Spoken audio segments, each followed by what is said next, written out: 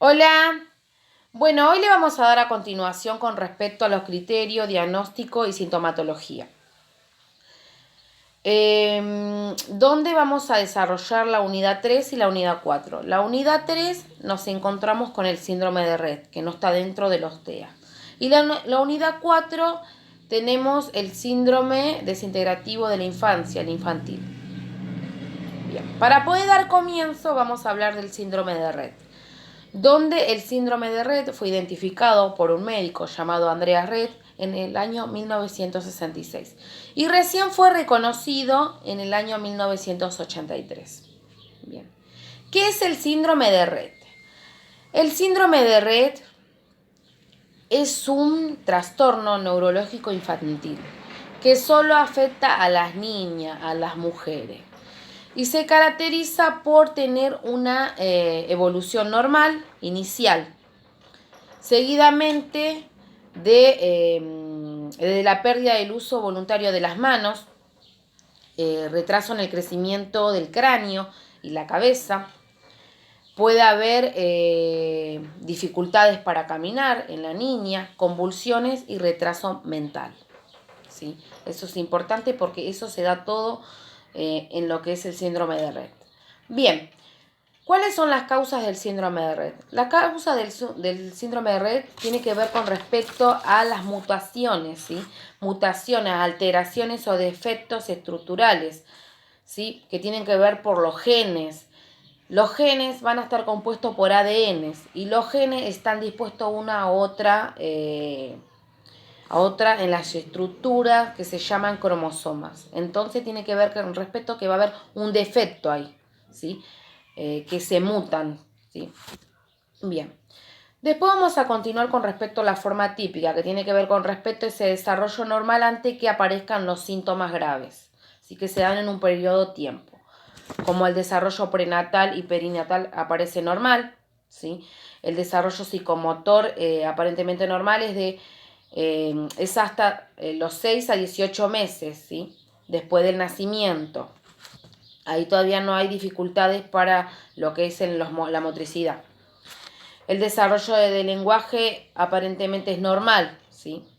La circunferencia, que quiere decir el tamaño del cráneo, es normal al momento del nacimiento, ¿sí? Bien. Ahora vamos a hablar de los criterios y diagnóstico para el síndrome de Rett. ¿Qué quiere decir eso? Los criterios tienen que ver aquello que reúne, ¿sí? Para poder hacer un diagnóstico, ¿sí? Que tiene que ver con respecto todos los síntomas que aparecen después de ese desarrollo normal, ¿sí? Entonces, para poder hacer un diagnóstico, tiene que haber ciertas presencias de síntomas para que se sea y se pueda diagnosticar que es un síndrome de Rett. Como la hipotonia, sí, que tiene que ver con respecto a la pérdida del tono muscular, que es el primer síntoma que aparece en el síndrome de Rett. A medida que el síndrome avanza, la niña pierde el uso voluntario de las manos y el habla.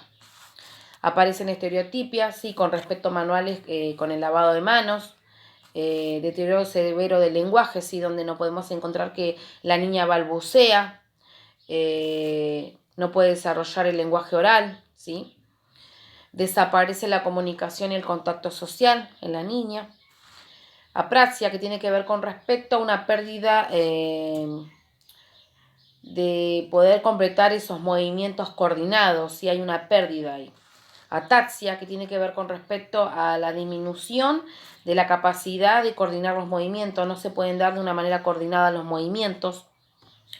Hay movimientos torpes, ¿sí? Y falta de estabilidad, ¿sí? Puede suceder que no pueden mantenerse de pie, por eso muchas veces estas niñas terminan en silla de ruedas, ¿sí?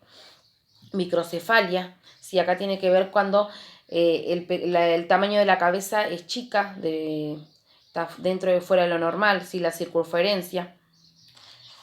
Problemas de agatear y caminar, ¿sí? Eso es importante, ahí la niña no puede realizar esos movimientos, ¿sí? Por eso ahí entra lo que es la apraxia y la ataxia. Caminar con la punta de los pies, marchan con las piernas muy separadas, ¿sí? Problemas del sueño, ¿sí? convulsiones. Esto es una característica fundamental, es un síntoma que persiste en lo que es el síndrome de Rett. Incapacidades cognitivas, ¿sí? Hay una incapacidad de aprendizaje, ¿sí? Porque esto se debe al retraso mental severo que se produce ahí. Forma típica, que tiene que ver con Nesto, que es el inicio precoz, hay un retraso motor desde el nacimiento, ¿sí? Diagnóstico difícil hasta adquirir el fenotipo del síndrome de Rett. Esto es importante, se hacen muchas pruebas para poder sacar ese diagnóstico, ¿sí? Por eso ahí van a evaluar los cromosomas X, ¿sí? Y van a ver lo que es el gen MECP2 para poder concretar bien el diagnóstico.